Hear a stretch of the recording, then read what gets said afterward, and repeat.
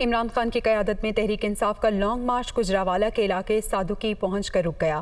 اپنے خطاب میں چیئرمین پی ٹی آئی کا کہنا تھا کہ عوام کا سمندر آ رہا ہے، اسلام آباد اور راولپنڈی تیاری کر لیں، 6 ماہ میں مہنگائی نے عوام کی کمر توڑ دی۔ چوروں کو، ڈاکوں کو ہمارے اوپر مسلط کر دیا گیا ہے۔ پچھلے 6 مہینے میں مہنگائی میں کمر توڑ دی ہے۔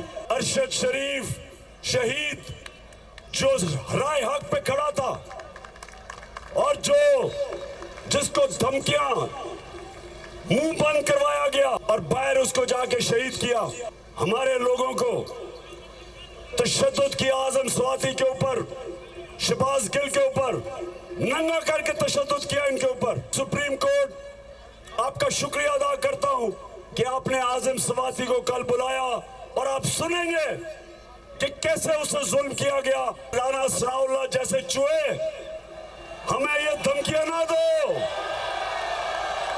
یہ سارے چوروں کا ٹولہ اور مجرموں کا ٹولہ، ثناء اللہ جس نے 18 قتل کیے، شہباز شریف جس نے اربوں روپیہ لوٹا، نواز شریف جو اس کے ملک کا بھگوڑا، ملک چھوڑ کے بھاگ گیا، مجرم اس ملک کا،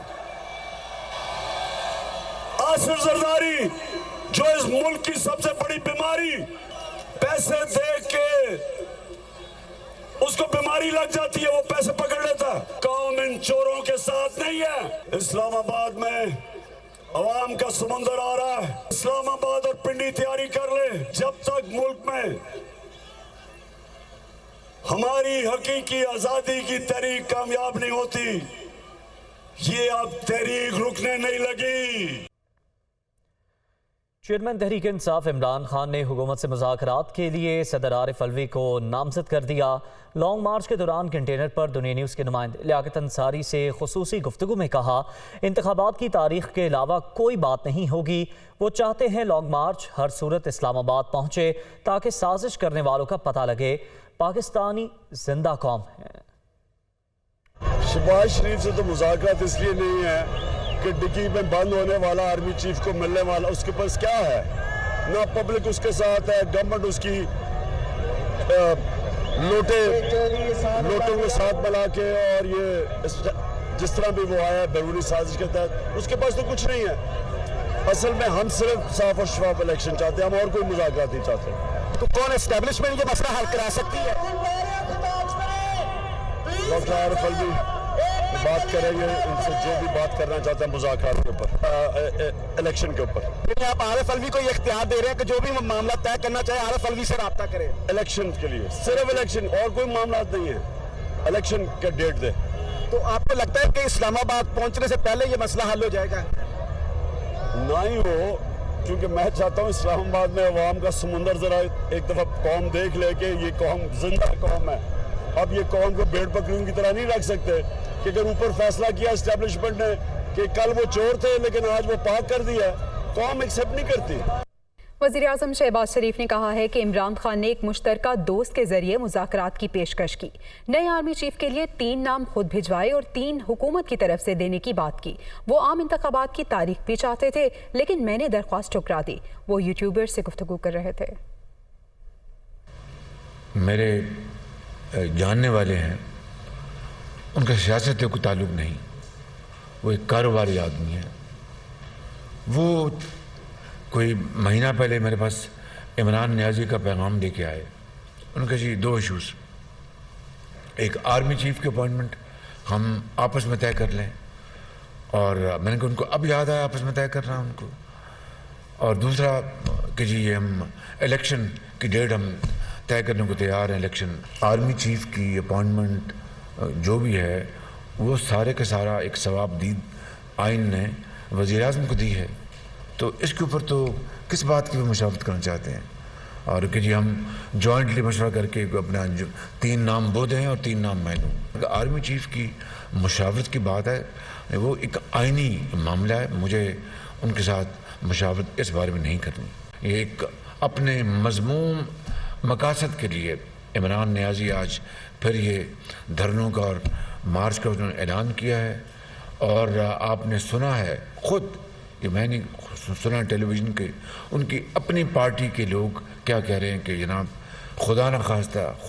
اللہ نہ کرے اور خدا کرے یہ بات غلط ثابت ہو کہ لاشیں گریں گی، یہ خونی مارچ ہوگا، اس کا کس کو اس کا فائدہ پہنچے گا، کس کو اس کا نقصان پہنچے گا؟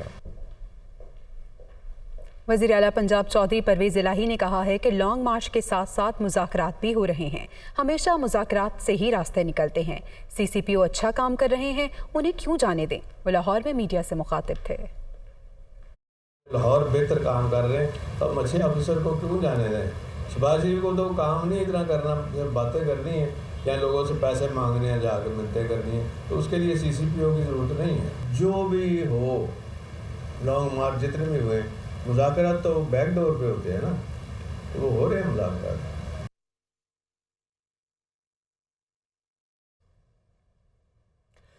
N45 کرم میں ضمنی انتخاب 143 میں سے 107 پولنگ سٹیشنز کا غیر حتمی غیر سرکاری نتیجہ آ چکا ہے۔ چیئرمین تحریک انصاف عمران خان 15,634 ووٹ لے کر آگے ہیں، جبکہ جے یو آئی فے کے جمیل احمد خان 8,824 ووٹ لے کر دوسرے نمبر پر موجود ہیں۔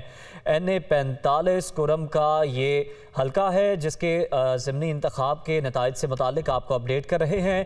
اب تک 143 میں سے 107 پولنگ سٹیشنز کا غیر حتمی غیر سرکاری مگر مصدقہ نتیجہ ہے، جو کہ دنیا نیوز اپنے ناظرین کے ساتھ شیئر کر رہا ہے۔ اس نتیجے کے مطابق چیئرمین تحریک انصاف عمران خان 15,634 ووٹ لے کر آگے ہیں، جبکہ جے یو آئی فے کے جمیل احمد خان 8,824 ووٹ لے کر دوسرے نمبر پر ہیں۔ میرے دنیا کے غریبوں کو جگا دو، کاخ عمرا کے در دیوار ہلا دو، کرماؤں غلاموں کا لہو سوز یقین سے گنجش کے فرمایا کو شاہین سے لڑا دو، سلطان جمہوری کا آتا ہے زمانہ، جو نقش کو ہم تم کو نظر آئے مٹا دو، جس قید سے دہقان کو میسر نہ ہو روزی، اس قید کے ہر خوشے گندم کو جلا دو۔ اقبال کا مطلب گندم جو اور مکئی کا قید نہیں ہے، اقبال کا مطلب نظام ہے کہ وہ نظام جو آپ کو انصاف نہیں دے سکا، جو آپ کو عزت نہیں دے سکا، جو آپ کو آپ کا حق نہیں دے سکا، جو آپ کو رزق حلال نہیں دے سکا، اس نظام کو بھی بدلو، اور جو لوگ اس نظام کو لیڈ کرنے والے فیسیلیٹیٹر ہیں اس کو بھی بدلو، اس کو بھی ختم کرو۔ میرے نوجوانوں، میں جانتا ہوں ہر مجلس میں مایوسی ہے، میڈیا میں مایوسی ہے، ہر جلسے میں مایوسی ہے، لیکن میں نے آپ کو مایوس کرنے کے لیے نہیں بلایا۔ میں چاہتا ہوں کہ ہم سب مل کر آج خواب دیکھے، ایک ایسا خواب جس میں خوشحال پاکستان، جس میں ترقی یافتہ پاکستان، جس میں کرپشن فری